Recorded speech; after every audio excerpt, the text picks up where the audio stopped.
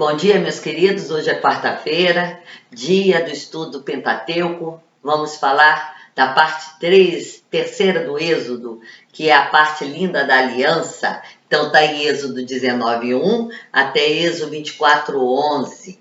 Então, não esqueçam de compartilhar o vídeo com seus amigos nas suas redes sociais, dar seu like se você gostou, entrar numa interação com a professora, que a professora nessa pandemia está muito triste sem os seus alunos.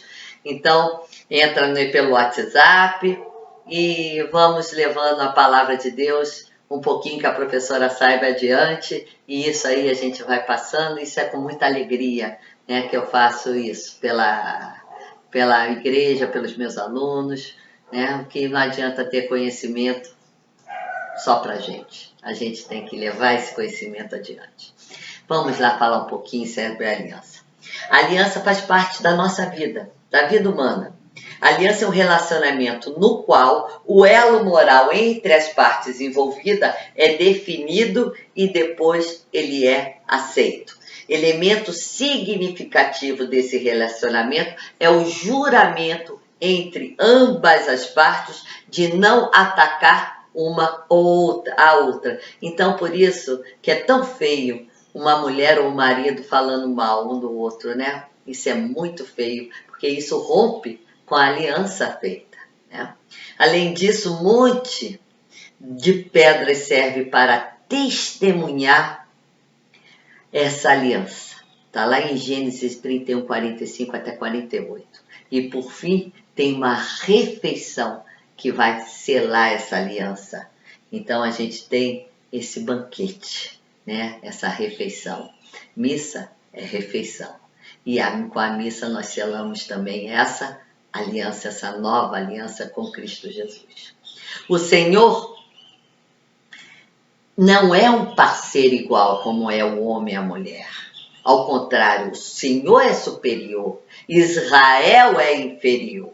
Em consequência, o Senhor é que comanda esse povo e espera que Israel o obedeça. A vida da aliança é, por definição, o desafio constante a essa fidelidade. Essa fidelidade tem que ser contínua na vida entre o povo escolhido por Deus, que é Israel. Em meio às características das tradições de Israel, há também um certo esquema válido para a maioria delas. Primeiro, há um encontro com o Senhor. Segundo, há uma expressão da vontade de Deus para com o seu povo. Aqui Moisés é destinatário desses termos da aliança. Ele comunica a vontade de Deus ao povo. E esse esquema de testemunho da posição vai dar essa posição única a Moisés como mediador da aliança. O cenário vai ser numa montanha que vai ter o nome de Jebel Musa, quer dizer, Montanha de Moisés. E hoje lá tem um mosteiro lindo, ortodoxo grego de Santa Catarina, belíssimo mosteiro. Quem tiver a oportunidade de ir, conheça, porque é lindo, lá no deserto, a montanha no Sinai. A atitude que nós devemos ter em relação à aliança. Lá no capítulo 19 do Êxodo, nos versículos de 3 a 8, Israel recebe as ordens para ouvir e assim agir de acordo com a palavra do Senhor. A aliança é especificamente do Senhor e o povo é unicamente seu. É o meu povo. Israel é o povo de Deus. A palavra em hebraico vai evocar essa ideia de propriedade particular. Então, o povo é propriedade particular de Deus.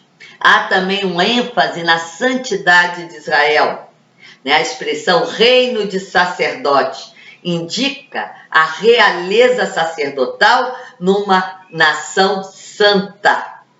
E esse relacionamento que tem entre Deus e o seu povo tem que ser de forma livre. Somente essa resposta livre do povo é adequada para Deus.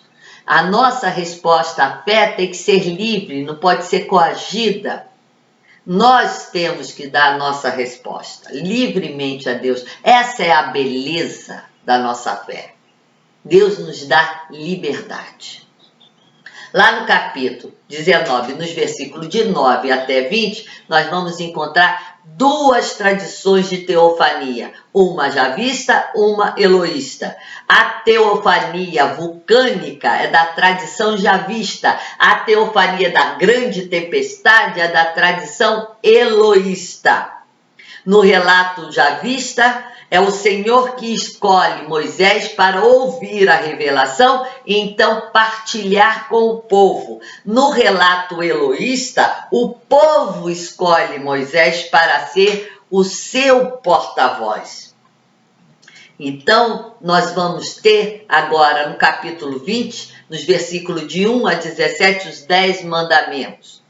Moisés desce a montanha para falar com o povo. Em seguida, Deus comunica os 10 mandamentos de maneira um tanto brusca.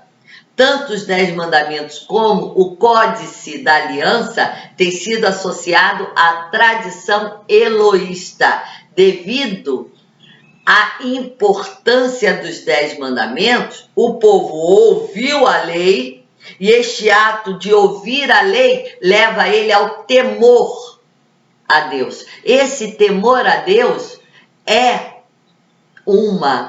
um tema usado pela mão eloísta. Então, quando a gente encontra esse tema, temor a Deus, nós sabemos que vem dessa mão eloísta. O texto vai ter a centralidade no papel do Senhor no Êxodo, porque é Ele que comanda, é Ele que liberta. Ele é o ator principal do texto. Não existe outro. Moisés é o mediador, mas o principal do texto é Deus. Sempre será Deus. E também ligado a esta forma decisiva da vida deste povo. Então, os 10 mandamentos vai estar ligado a como este povo deve viver para manter essa aliança viva. No capítulo 20, dos versículos 22 até o 26, a gente tem a introdução ao Código da Aliança. A legislação agora que Moisés ouve sozinho chama-se Código da Aliança. Ao contrário das tradições javistas e eloístas, que associam a presença de Deus à montanha, essa tradição vai ser uma tradição independente. Faz Deus falar do céu. A proibição de imagens deriva do fato do Senhor não poder ser visto. Se ele não pode ser visto, não pode também ser representado, certo? Aí nós vamos ter as ofensas puníveis com a morte. Ofensa à vida humana envolve a pena de morte. Está lá no capítulo 21, dos versículos de 12 a 17.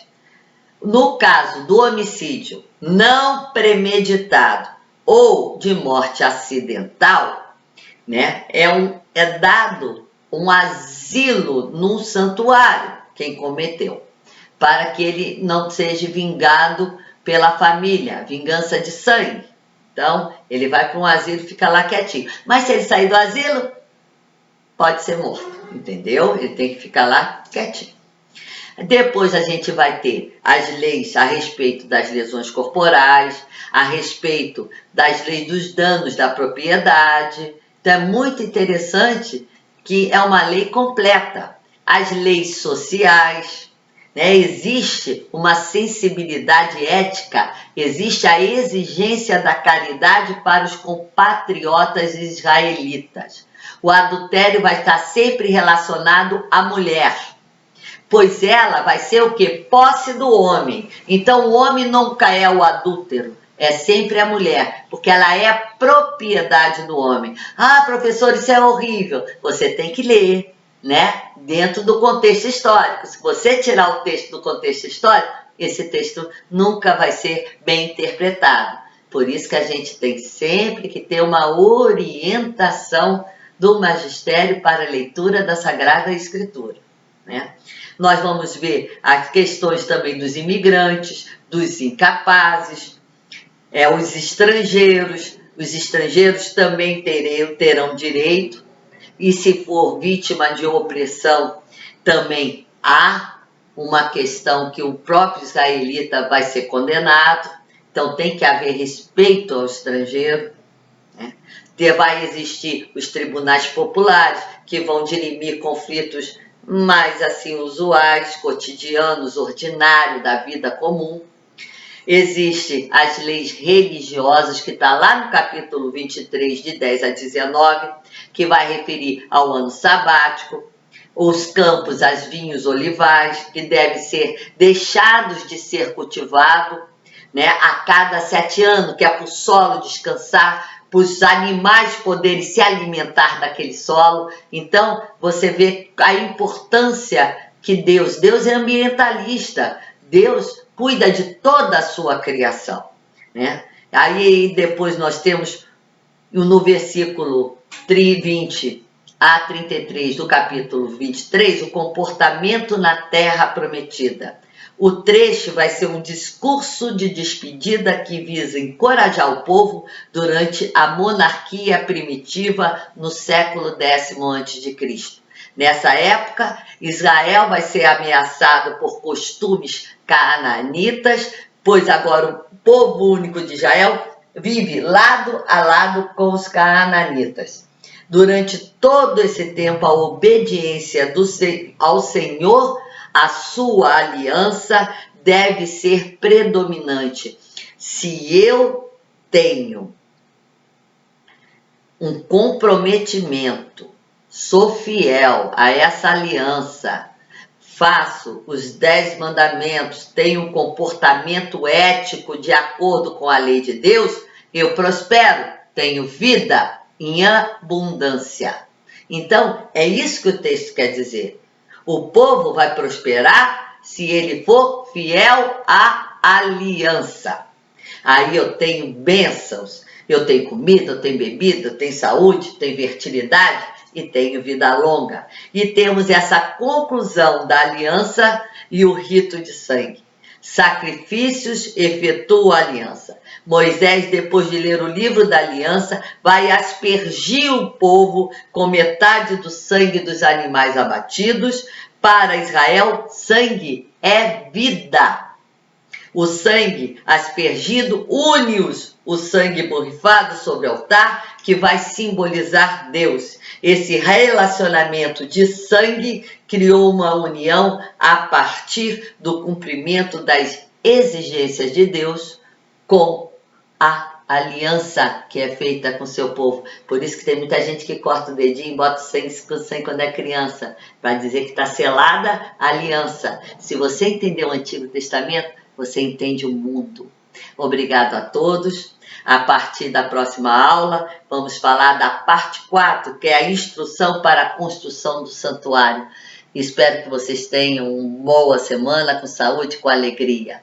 E não esqueçam de ir no canal, compartilhar.